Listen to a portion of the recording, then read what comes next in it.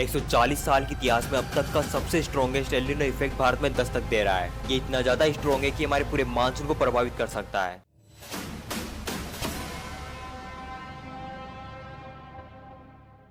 बहुत सारे लोग इस नाम से बहुत ही कंफ्यूज रहते हैं, तो चलो इसे आसान भाषा में समझते हैं। देखो भाई, हर साल हमारे यहाँ जो मानसून की बारिश होती है ये पूरी तरह से समुद्र की हवाओं पर निर्भर करती है। नॉर्मल दिनों में प्रशांत महासागर का जो गर्म पानी होता है वो एशिया की तरफ आता है, जिससे हमारे यहाँ अच्छे बादल बनते हैं और अच्छी बारिश भी होती है। लेकिन एल नीनो इफेक्ट के दौरान ये पूरा सिस्टम में उल्टा पड़ जाता है। गर्म पानी वही अमेरिका के पास रुक जाता है और हमारे हिस्से का मानसून पूरी तरह से कमजोर पड़ जाता है। मौसम विभाग का अनुमान है कि इस बार बारिश सामान्य से भी काफी हद तक कम होने वाली है। अब सोचिए, अगर बारिश कम होगी तो क्या होगा। पहली बात तो देश की कई हिस्सों में पानी की किल्लत और भारी गर्मी का सामना करना पड़ेगा। दूसरी और सबसे बड़ी बात, हमारी पूरी खेती मानसून पर टिकी हुई है। धान, मक्का और गन्ने जैसी फसलों को बहुत ही पानी की जरूरत होती है। अगर पानी नहीं मिला तो पैदावार कम होगी, और अगर पैदावार कम हुई तो बाजार में अनाज और सब्जियों की सप्लाई कम होगी, और इसकी वजह से महंगाई आसमान छुएगी।